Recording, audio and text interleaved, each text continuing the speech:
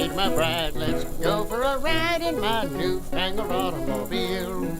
Just where we will go, nobody knows, but it's sure a great way to feel. Behind the wheel of the speed meter steel, it's my newfangled automobile. Well, hello and welcome to Vintage Car History. I'm Wild Bill. Car batteries have been around about as long as cars. First electric cars appeared in 1881, and other cars with other engines found good use for electricity as well. Both steam and gas cars sometimes used batteries for lighting, and of course the gas cars needed power to also provide spark for the engine, except for the hot tube engines, of course. So today we're going to take a look at how the car battery developed. Now, it's true that batteries are way older than cars. It's been proposed by archaeologists that they've been around for thousands of years. Evidence of battery-like kind of objects were found in modern Iraq, dating back some 2,000 to 3,000 years. The theory is that they were used for electroplating metals. And other folks have suggested that the ancient Egyptians also had batteries that they used for both electroplating and for lighting. But these batteries are not what eventually developed into the modern car batteries we know today.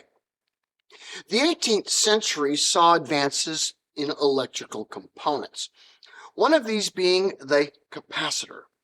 A capacitor stores electrical potential in a dielectric compound and releases the potential when placed into a circuit. Unlike a battery, however, capacitors release all of their energy at once, and so must be recharged after each use. Batteries, as we kind of know them today, first started charging up around 1800. And the man providing the spark was the Italian scientist Alessandro Volta. His idea was to create what is called the voltaic pile. This battery could create and store electricity chemically without discharging everything at once. He made two electrodes, one of copper and the other of zinc, and between them placed a sandwich of either cloth or cardboard immersed in an acidic brine. It was crude and a bit dangerous due to the acids and not particularly efficient over time, but it worked. The real challenge with Volta's design is that it was a one and done.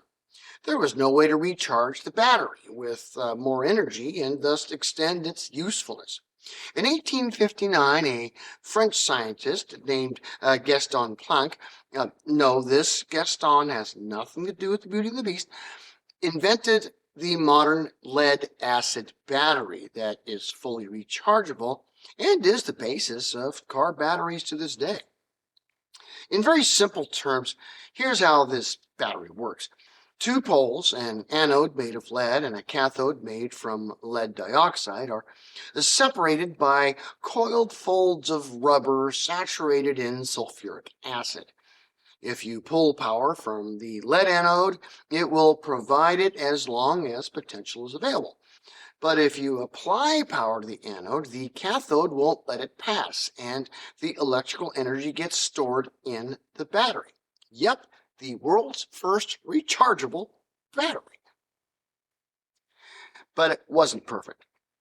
And it wasn't ready for automotive use. True, cars were still some 30 years away. Planck's battery was much like an aquarium, just with an anode, cathode, and rubber acid mix between them in a glass container with no lid. In a stationary position, it worked well and was used for remote lighting needs.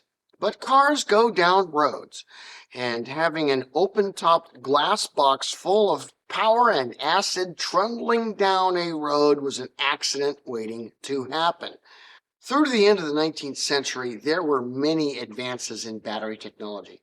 Thomas Parker in England and Charles Jean Todt in France are notable in their work. particularly for making batteries that wouldn't fail or explode when jostled about while aboard a rolling car chassis. Electrically powered cars have been around since 1881, and it was another inventor, Camille Faure, that made the big breakthrough for car batteries to be truly viable in that year. Rather than an aquarium full of danger, he compressed the dielectric into plates, allowing a battery to be made from individual separate power cells. These could also be enclosed for greater safety. Yet, how do these cells get connected? There are two ways to do this within a battery, or any other electrical circuit: series or parallel. Battery cells in series configuration combines the voltage of each cell to the final output, which for car batteries is typically either 6 or 12 volts for each specific battery.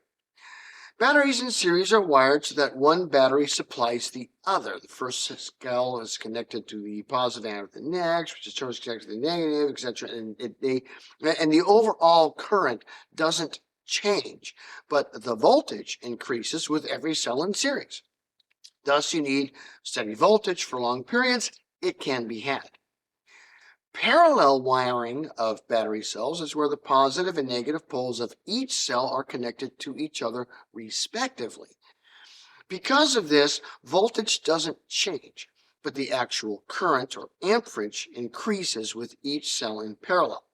More power can be pushed out quickly in a parallel system if the electrical demand suddenly increases. In either case, regulating the power usage through resistors or various devices using the power and how they need it are important. Yet there is another battery development that was prominent in early automotive industry: the dry cell. A German scientist named Karl Gassner came up with this design in 1886, which instead of liquid acid as the main holding tank of power for the cells, he used ammonium chloride mixed with basically plaster of Paris. This battery wasn't quite as efficient as the lead acid types, but could be thrown about in a car, and since it had no liquid, would not fail, explode, and could even be put on its side or even upside down and still work. Particularly important in the American lack of roads. Now, to be fair, only the electric cars of the turn of the century were really interested in battery technology. Gas-powered and steam-powered cars did not have a great need for batteries, and some did not have them at all. A magneto or dynamo was capable of making spark for a gas engine, and many gas engines of the time used hot bulb firing for their engines, where a flame was lit near the combustion chamber and the gas was ignited through induction heat. And as far as lighting goes, electric lights didn't really become common on cars of any type until after World War I. But the real issue with electric cars at the turn of the 20th century was twofold. Charging time of these early batteries was quite a while. Some could take up to a week to reach full charge, and then have maybe 80 miles of range or so before needing another week. Fine for local in-city travel, but nigh upon useless on the open highway. The other issue was infrastructure. The grid, as we know it today, was in its infancy at the time, and unless you were in a big city, getting your car charged wasn't available. So the hybrid car came out. Columbia Motors in Indianapolis built a true gas-electric hybrid in 1896, and it even had regenerating brakes. But this was a one-off car and was never put into production. Ferdinand Porsche also tried this route during his stay with Lohner, but it was also a dead end at the time. There just wasn't enough reason to put more effort into car batteries until Charles Kettering came along and showed the automotive world why to make a car battery worth the effort. In 1912, Kettering figured out the basic problem with electric starting of a gas car and how to integrate it into the rest of the car's electrics. Ren and Stimpy fans may remember this tune, "Don't whiz on the electric fence." Well, it's true. Don't do that. But the reason why is all about the physics of how electricity works. It's not all that different from water. If electricity is placed before a conductor, it will pour all of it out just like water would. So you'll need to manage how much power needs to be where and when, otherwise things will get burned up. Kettering figured out how to use circuitry to move power where it needs to be based on what's going on through a series of resistors, relays, and solenoids to allow a car to be started by a motor that needs a lot of current and yet run lighting and other electrical components that wouldn't survive the current needed by the starter motor. And to do it in such a way that the battery can not only power both systems, but also not destroy either one in the process. It had only been in the last 15 years or so that his system of relay and solenoid control has been replaced on cars. I mean, go ahead. Turn on the headlights before starting your car. If they turn off while the engine is cranking up, you have a Kettering electrical system. Now, battery technology has moved forward at a great pace in the last 20 years. Just ask Elon Musk.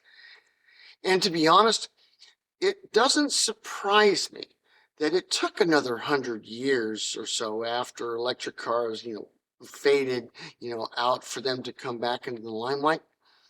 The power grid needed to grow, and electric power stations, had to be ubiquitous, just like gas stations are. And they're getting there. So I must say that, though the development of the car battery has had its challenges, the batteries of today are in a position to conquer the world of personal transport. Thanks for watching Vintage Car History, and we'll see you next week. Peace.